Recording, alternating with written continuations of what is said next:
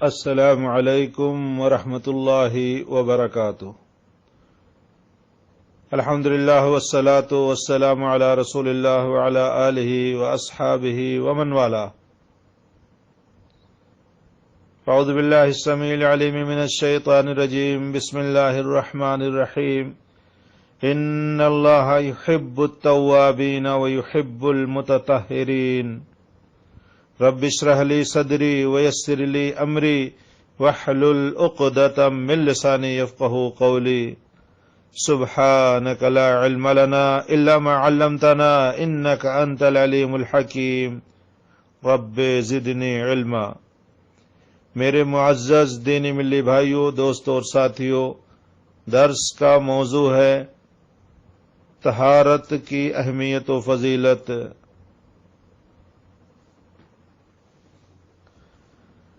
طہارت، صفائی و ستھرائی و نظافت ایک محتم بشان عمل ہے، آدمی کے لیے باعث زیب و زینت ہے۔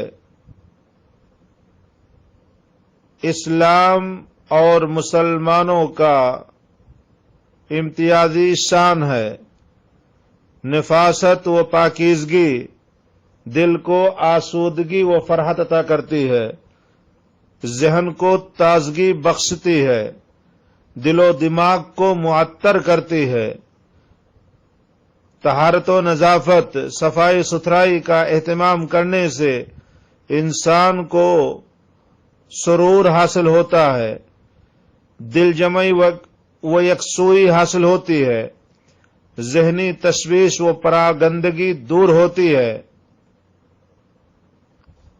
دین اسلام میں انسانی جسم کی صفائی ستھرائی ان بنیادی امور میں سے ہے جس پر خاص توجہ دی گئی ہے۔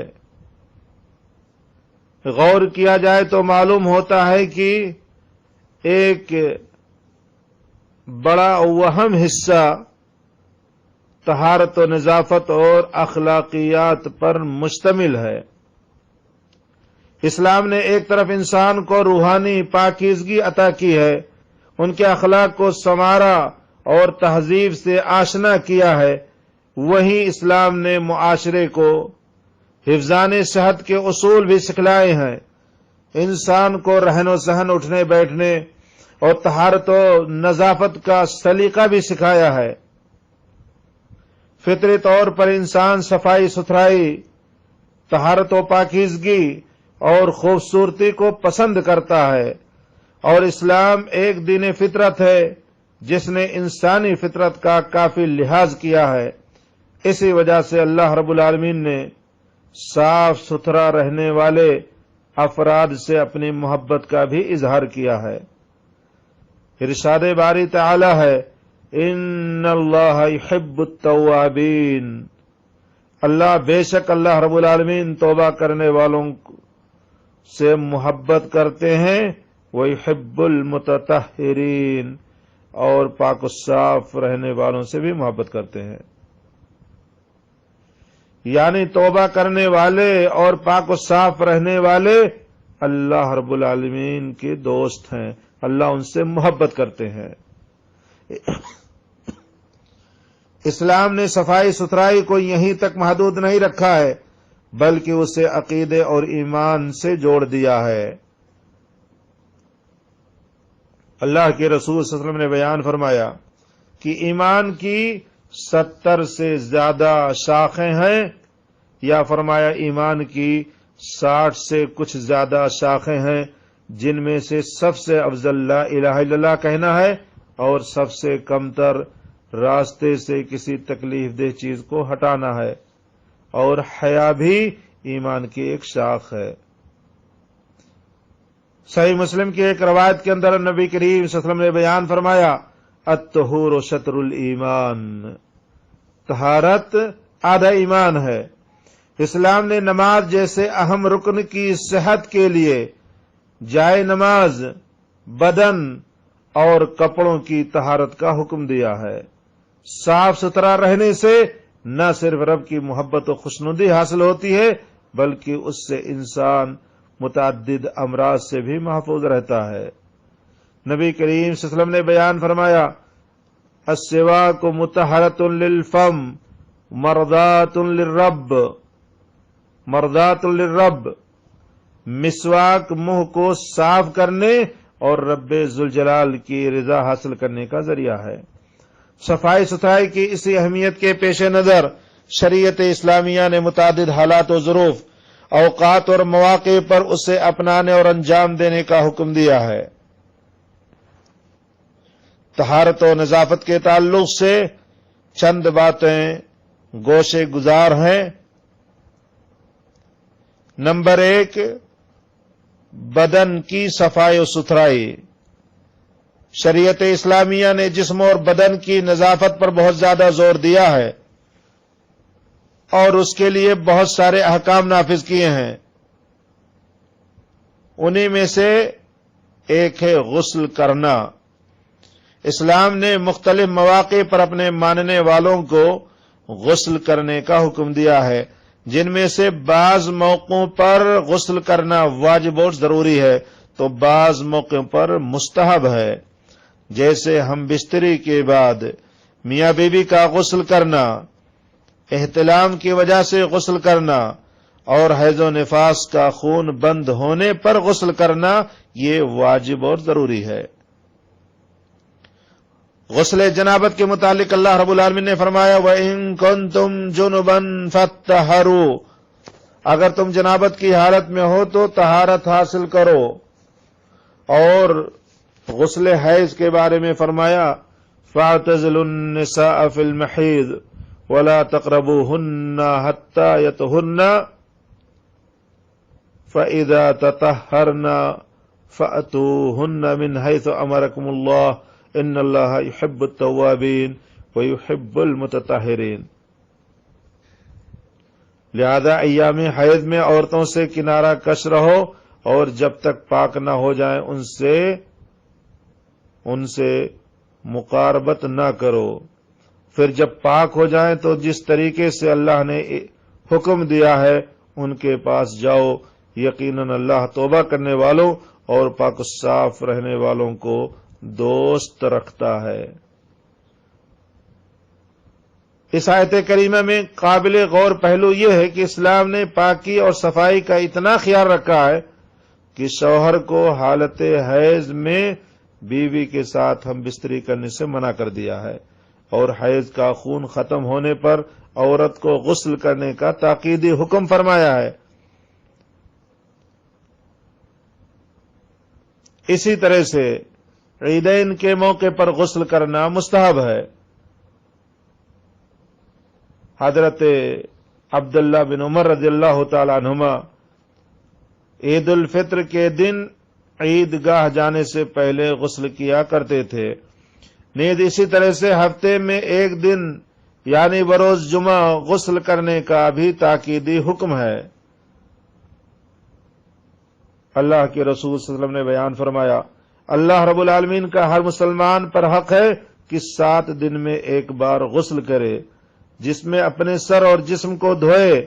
بعض حدیث میں جمعہ کے دن کی صراحت موجود ہے، جیسا کہ عبداللہ بن عمر رضی اللہ عنہما سے روایت ہے کہ نبی کریم صلی اللہ علیہ وسلم نے بیان فرمایا کہ جب تم میں سے کوئی شخص جمعہ کے لیے آئے تو چاہیے کہ اسے غسل کرے، چاہیے کہ وہ غسل کرے۔ اسلام نے غسل کرنے کا حکم صرف چلتے پھرتے انسانوں کے ساتھ ہی مقید نہیں رکھا ہے، بلکہ موت کے بعد بھی اس کا حکم برقرار رکھا ہے۔ چنانچہ مسلمانوں کو حکم دیا گیا ہے کہ میت کو بھی نہلایا جائے۔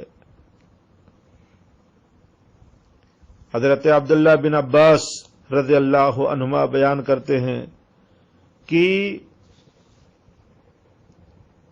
ایک محرم شخص جس کی اونٹ سے گر جانے کی وجہ سے موت ہو گئی،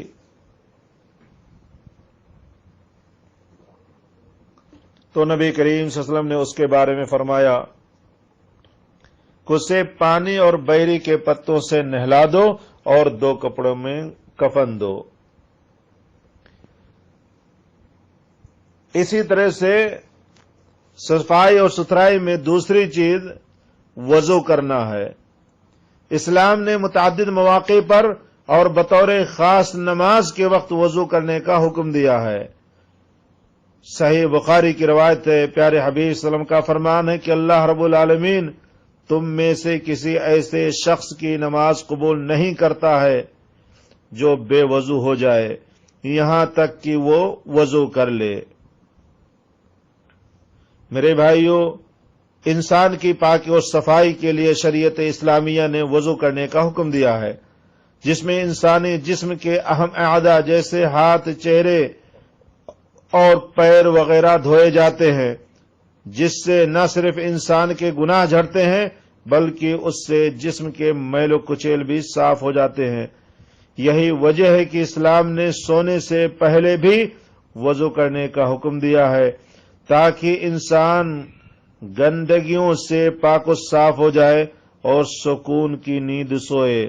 پیارے حبیب صلی اللہ علیہ وسلم نے فرمایا ہے، جب تم اپنے بستر پر سونے کے لیے آؤ تو اس طرح سے وضو کر لو جس طرح سے نماز کے لیے وضو کرتے ہو، پھر داہنی کروٹ پر لیٹ جاؤ۔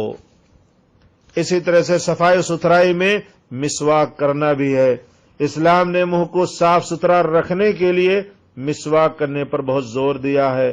پیارے حبیب صلی اللہ علیہ وسلم کا فرمان ہے، لولا ان اشق علی امتی لامرتہم بالسواک عند کل صلاۃ، اگر میری امت پر دشوار نہ ہوتا تو میں ان کو ہر نماز کے وقت مسواک کرنے کا حکم دیتا۔ اسی طرح سے ایک اور حدیث میں اللہ کے رسول صلی اللہ علیہ وسلم نے بیان فرمایا، اسی طرح سے اما عائشہ رضی اللہ تعالیٰ عنہ بیان کرتی ہیں کہ نبی کریم صلی اللہ علیہ وسلم جب گھر میں داخل ہوتے،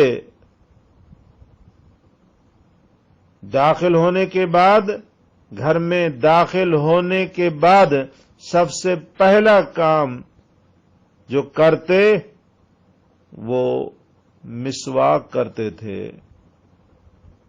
اسی طریقے سے صفائی ستھرائی میں ختنہ کرنا بھی ہے۔ اسلام نے بیماری سے محفوظ رکھنے کے لیے مسلمانوں کو ختنہ کرنے کا حکم دیا ہے۔ یہی وجہ ہے کہ دیگر مذاہب کے حاملین بھی موجودہ دور میں حفظان صحت کے لیے ختنہ کرواتے ہیں۔ نبی کریم صلی اللہ علیہ وسلم نے بیان فرمایا کہ 5 چیزیں فطرت میں سے ہیں: ختنہ کرنا، زیر ناف کے بال موڑنا، بغل کے بال اکھیڑنا، ناخن تراشنا اور مونچھ چھوٹی کرانا۔ ناخن تراشنا، بدن کی صفائی ستھرائی میں ناخن کو تراشنا بھی شامل ہے۔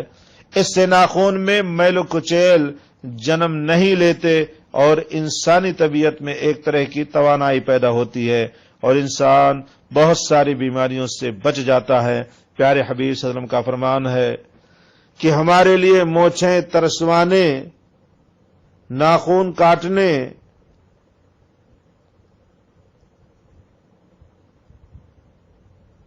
حضرت انس بن مالک رضی اللہ تعالیٰ عنہ فرماتے ہیں کہ ہمارے لیے مونچھیں ترسوانے، ناخن کاٹنے اور بغلوں کے بال اکھیڑنے اور زیر ناف کے بال صاف کرنے کی زیادہ سے زیادہ مدت 40 دن مقرر کی گئی ہے۔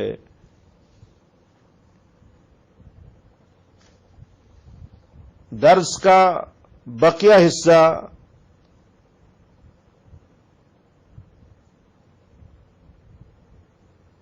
دوسرے درس میں ملاحظہ فرمائیں۔